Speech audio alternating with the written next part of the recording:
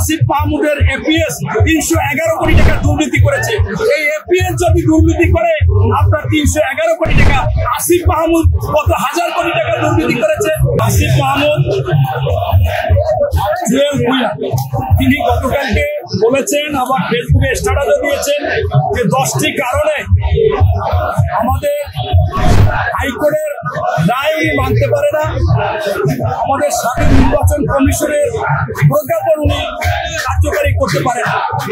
আপনারা জানেন যে এই 10টা উনি উল্লেখ করেছে সবগুলোই অহেতুক, অবাস্তব এবং বর্জনীয়। তাই আমি স্পষ্টভাবে আপনাকে বলতেছি যে উনি বলেছে আইনি কোনো জটিলতা যদি থাকে এটা ওনার কাজ না। উনি কোথার আইনের সমস্যা, যদি আইন মন্ত্রণালয় হয় উনি নোট দিয়ে ছেড়ে দেবে আইন মন্ত্রণালয়। উনি যদি মনে করেন নির্বাচন কমিশনের নোট দিয়ে ছেড়ে দেবে নির্বাচন কমিশন। উনি যদি মনে করে হাইকোর্ট সঠিক করে না, হাইকোর্টকে নোট দিয়ে ছেড়ে দেবে। সেই হাইকোর্ট তারা বুঝবে যে এটা আইনি ঠিক আছে কিনা। নাম্বার 2, উনি বলেছে যে সময় শেষ হয়ে গেছে। আপনারা জানেন বাংলাদেশের সংবিধানে স্পষ্টভাবে কোন জনপ্রতিনিধি যদি নির্বাচিত হয়, নির্বাচিত হওয়ার পরে শপথ গ্রহণ করার পর প্রথম যে বৈঠক যেদিন তারা করবে, ভোট বৈঠক করলেন বা তাদের এই সিটি কর্পোরেশন বৈঠক, সেই বৈঠক থেকে 5 বছর সেই বৈঠক হয়েছিল যেদিন, সেই দিন হিসাবে এখনো 29শে জুন পর্যন্ত এই মেয়াদ আছে। এরপর উনি যে আরো কিছু কিছু কথা বলেছে সেইগুলো যে ভুয়া, সেইটা আপনাকে আমি স্পষ্ট করতেছি এইভাবে যে আপনারা জানেন উত্তর সিটি কর্পোরেশনের যে একজন মেয়রকে বসিয়েছে প্রশাসক, তিনি হিজবুত তাহরির সদস্য ছিল, 2 বার গ্রেপ্তার ছিল, 2 বার জেলে গিয়েছিল এবং কোনো এক সময় নাকি শিবির করত। আজকে তাকে এই প্রশাসক হিসেবে বসিয়েছে।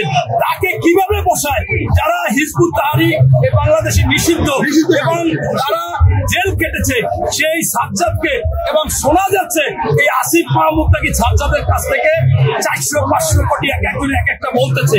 আমার কথা হচ্ছে আমি 1 টাকাও নেয় না, কিন্তু ওনার সুবিধাটা কি? সুবিধা ছাড়া তো উনি এটা বসায় নাই। আপনারা ইতিমধ্যে জানেন যে এই আসিফ মাহমুদের এপিএস 311 কোটি টাকা দুর্নীতি করেছে। এই এপিএস যদি দুর্নীতি করে আপনার 311 কোটি টাকা, আসিফ মাহমুদ কত হাজার কোটি টাকা দুর্নীতি করেছে আপনারা ইতিমধ্যে জেনেছেন। বাংলাদেশের পেপার পত্রিকায় এসেছে এই 8 মাসে এই বাংলাদেশ থেকে 90,000 কোটি টাকা পাচার হয়েছে। এইটা কি পাচার? এখানে আমরা যারা আছি এই কোন লোক কি পাচার করার কথা দূরের কথা, তাদের আয় হয় না সারাদিন 1,000 টাকা। অথচ এইটা কারা করেছে? এইটা ওই ফ্যাসিস্ট আওয়ামী লীগ দুর্নীতিবাজ যারা অবৈধ টাকা উপার্জন করেছে তাদের কাজটা এই আসিফ মাহমুদের মতো লোকেরা নিয়ে এই টাকাগুলো পাচার করেছে। কারণ আপনারা দেখেছিলেন যে এই আসিফ মাহমুদের যে এনসিপি দল, তারা কিন্তু সারা বাংলাদেশে আওয়ামী লীগের কমিশনার বা কাউন্সিলরদেরকে বসাইতে চেয়েছিল এবং তারা প্রেস ক্লাবে সেটা সংবাদ সম্মেলনও করেছিল। সেখানে কেন? এর কারণ হচ্ছে যে এই এক একটা কাউন্সিলরের কাছে হাজার হাজার কোটি টাকা অবৈধ সম্পদ, বেশি শক্তি, লোকজন আছে, অস্ত্র আছে, এইটা তারা নিয়ে তাদের দলকে দাঁড়াতে করতে চায়। নতুবা আপনারা জানেন যে একজন কাউন্সিলর আওয়ামী লীগের সময় কাউন্সিলর হয়েছে, এটা জনগণের কাছে আতঙ্ক, জনগণের কাছে ভয়, জনগণের টাকা পয়সা, বাড়ি গাড়ি সব লুটপাট করে তারা নিয়েছে, তাই তাদেরকে বসাইতে চেয়েছিল। তাই আমি আপনাকে বলতে চাচ্ছি যে আসিফ মাহমুদ এখন 3-4টা কারণে ইশরাককে দিচ্ছে না।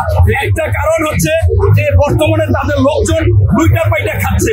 এইখানে যদি আমাদের জনতার মেয়র ইশরাক বসে তাইলে তারা এই 2টা পাইটা খাইতে পারবে না।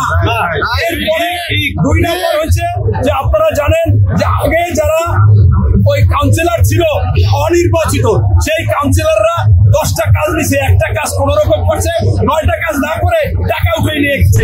আপনারা তো দেখেন এই টিভিতে, সামাজিক মাধ্যমে ব্রিজ হয়েছে, 2 পাশের রাস্তা।